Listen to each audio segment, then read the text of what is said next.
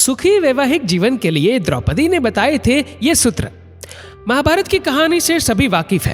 ये कहानी युद्ध, ईर्ष्या, लालच और प्रतिशोध की थी, लेकिन इस एक कहानी में कई ऐसी कहानियां भी छिपी थी जिन पर हमारा ध्यान आकर्षित ना हो सका।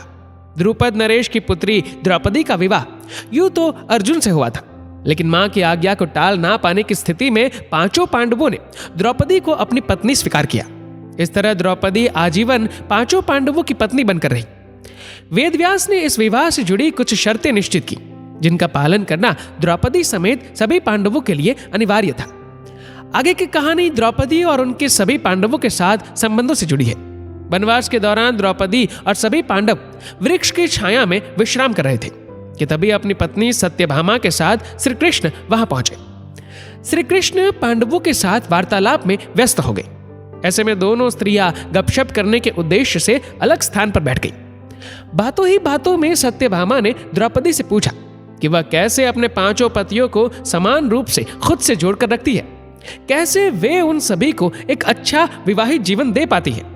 सत्यभामा की जिज्ञासा को शांत करने और उनके सभी प्रश्नों के उत्तर देने के उद्देश्य से द्रौपदी ने उन्हें सफल विवाहित जीवन के कुछ सूत्र बताने शुरू किए, जो हम आपको बताने जा रहे हैं।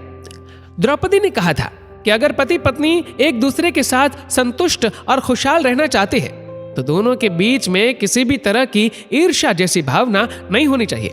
दोनों को ही अपने साथी के लिए प्रतिबद्ध होना चाहिए और अपने अहम को संबंध से दूर रखना चाहिए। द्रौपदी ने सत्यभामा को बताया कि स्त्री को कभी अपने पति पर नियंत्रण स्थापित करने की कोशिश नहीं करनी चाहिए। बहुत सी स्त्रियां अपने पति की हर हरकत पर नजर रखने की कोशिश करती है। निश्चित रूप से ये उनके संबंध पर नकारात्मक प्रभाव डालता है। पति के साथ साथ पति के परिवार की भी हर जरूरत का ध्यान रखना चाहिए। जो महिलाएं अपने ससुराल के हर व्यक्ति की जरूरत को पूरा करने की कोशिश करती है, उसका पति भी उससे खुश रहता है। विवाह के पश्चात महिला को अपनी संगत भी सही रखनी चाहिए। उसे चरित्रहीन या झगड़ालू स्त्रियों का साथ छोड़ देना चाहिए, अन्यथा परिणाम के रूप में उसका विवाहित संबंध भी टूट सकता है। परिवार में रहते हुए पति या पत्नी दोनों को ही एक दूसरे का सम्मान करना चाहिए। किसी को भी अपनी जिम्मेदारियों से भागना नहीं चाहिए और साथी की हर जरूरत का ध्यान रखना चाहिए। अगर पति पत्नी दोनों एक दूसरे का ध्यान रखेंगे तो इससे उनके बीच प्रेम और अपनेपन की भावना में बढ़ोतरी होगी और विवाहित संबंध मजबूत होगा। विवाह के पश्चात स्त्री को अपने क्रोध को नियंत्रित रखना चाहिए और साथ ही किसी भी अनजान शख्स के साथ खुलकर बातचीत नहीं करनी चाहिए। जो महिलाएं ऐसा करती है, समाज में उनकी छवि बिगड़ जाती है।